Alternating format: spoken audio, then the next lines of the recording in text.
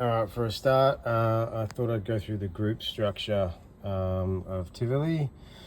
So in terms of orchestra, there's a drums group, percussion group, bass group, keys group, guitar group, woodwind, brass, strings group. Those groups then get on-fed to an orchestral group.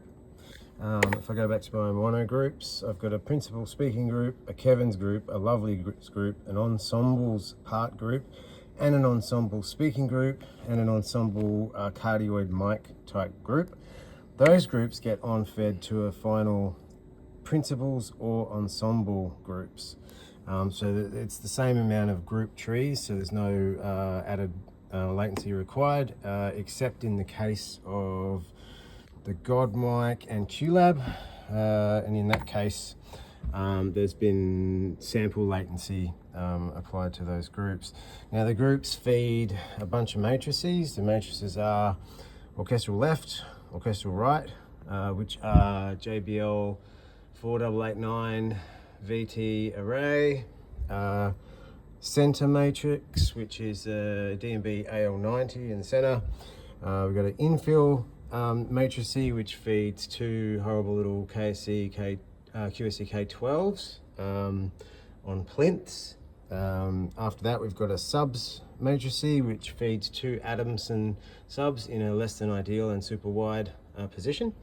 Then we've got a left and right foldback matrice, which feed QSC K12s on bars, two on the prompt and two on OP, and then we've got a center foldback matrice, which is on LX1, pointing back down on stage. We've also got a principal return matrice, which goes down to the pit, to Sam's DM7, and then we've got an ensemble return matrice, which also goes down to the pit on Sam's DM7. We've also got a camera matrice and a opposite prompt listen speaker matrice. Now if I flip over to the other side of the console here, I've also got a record left and a record right matrice feeding a little Zoom recorder, primarily as a backup.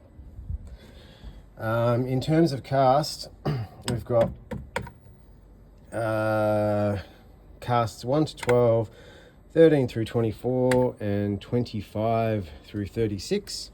Rather than chasing lines on 36 channels, everything is managed by these control groups. So these control groups, membership and assignment, change snapshot by snapshot, and depending on which snapshot I'm in, any of those control groups could be assigned to between 1 and all 36 characters.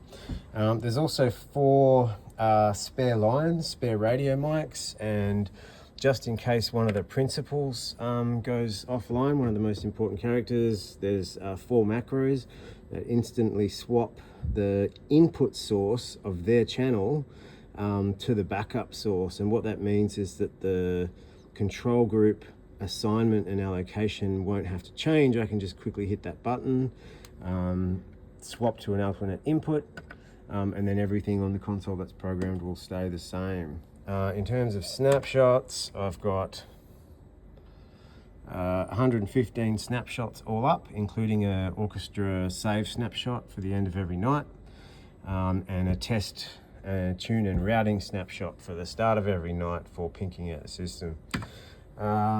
Auxiliaries, not actually using that many, because most of the fallback is predominantly run using matrices. So all I've got is a whole reverb, a plate reverb, another whole reverb, a plate reverb just for ensembles, and we've got an orchestral effects OGS, strings effects OGS, a brass effects OGS, another brass effects OGS which didn't get used, and a smart output, post-fade output line, which I'll explain in another video because that's kind of complicated. It's basically how I manage a transfer function in Smart, so I can ensure that the measurement channel and the reference channel are always going up together when I push the level of the noise in the house.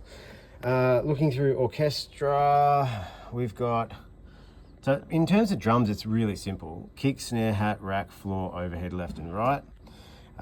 There's 2 percussion lines on a combiner, 2 more on another combiner, double bass, keys 1 and 2, guitar, acoustic, uke. There's a whole bunch of reeds. They flow into another layer.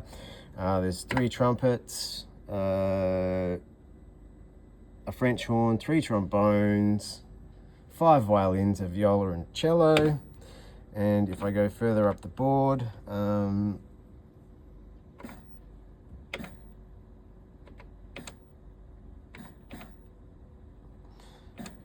here we've got edit 100. All right, we've got a couple of spare reeds that have popped up from channel 100, 101 and channel 99. The last channel in the count is 108, and that includes all the effects returns as well. So we got to 108 input channels, 14 matrices, 20 groups, and probably 10, 11, 12 auxes altogether. I am using some weird processing from the Spice Rack. I've been slowly disabling and re-enabling these as I go out through the night. The principal speaking mics have a Naga on them, dynamic EQ, sort of pulling 2K 400 and 160 out dynamically. The Kevins did have a multi-band comp, but I took it off. The Lovelies had that, I took that off too. The ensemble singing group, multi-band's been disabled, but on the ensemble speaking group, I have another Naga dynamic EQ, pulling out sort of 5K, 2K, 400 and 160 dynamically, and then on ensemble cardioid, I have the same exact setup, and I have an identical setup on the Kevins and identical setup on the Lovelies. It's sort of designed to just keep clarity there without it getting too sibilant, and also pull that kind of ugly 400 boxy sound out of the group when they start singing in ensembles, and I've got 36 mics open that I can't control. On top of that, if I go over to my groups, you can see I've got some pretty basic EQ on the speaking mics, but then I've got some more heavy sort of EQ and cuts on all the singing mics. So that's in addition to what's happening on the channels. If you go over here into R1, I've got sort of a cut at 160, a cut at about 800. I've got another cut at 2K and another little dip at 4K. That's in the center cluster, so that only affects the vocals. We're running wireless workbench for monitoring. I'll come back to that. What else have I got? All right, I don't. This isn't rock and roll, so I haven't used a lot of graphic EQ, but I have done a little bit of graphic EQ to the orchestra PA, and I've done a little bit of graphic EQ to the infill. I've tried to avoid my tendency to hit the graphics pretty hard on the center cluster, being that it's all vocals, and I don't want to destroy it. I'd rather have something kind of dynamically attenuating it rather than just pulling frequencies out until I think it sounds good, because the reality is it sounds good until it doesn't, and then the next night it sounds completely different, and then the next hour it sounds completely different. So I have to be careful about EQ. In terms of channel EQ, have a look. This is not the kind of EQ you would do to a 58. If you did this to a 58, you'd probably get fired. But with these Omni mics, they need some pretty drastic cuts, or they're just going to sort of ring and sound terrible. But they're the only way we can discreetly mic cast with headsets. I mean, we can't put them on a 58, and we can't put them on anything with a large boom. So they're as discreet as they can be without going to hairline mics. Another thing to mention is the lines in this show are really quick. So quite often characters are saying a single word, and then it goes to the next character and the next character, and by the time we get to the end of the scene, we've had 20 characters all say one word each. Now, chasing that on my control groups is absolutely a nightmare. So to get me out of trouble, we're using the MSE, which is like a Digico copy of Rupert Neve's PSE. And I've got that dialed quite down, but the idea is I can have a few mics open, at least 3 or 4 talking mics open at once. And as long as those other people who aren't supposed to be talking aren't doing anything loud, they're not coughing or sneezing, the MSE should, the depth control on the MSE should take them out of the mix. So that's 15.2 dB. And that's, you know, that's pretty much silencing the mic. And I've got 36 instances of MSE on this Quantum 338, and there's 36 active mics. So I've enabled MSE on every single mic.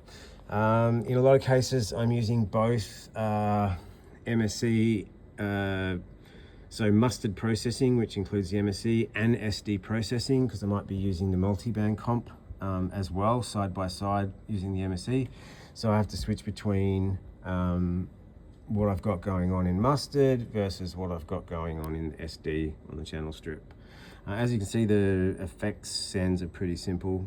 Just need straight reverbs, really. There's a couple more effects going on orchestra. I'm not managing that actively. I've got a student managing that. I just don't have the time or brain space. I'm literally changing lines and flying faders at machine gun pace. So all I can do is pretty much jump on board for the ride when the show starts and hold on.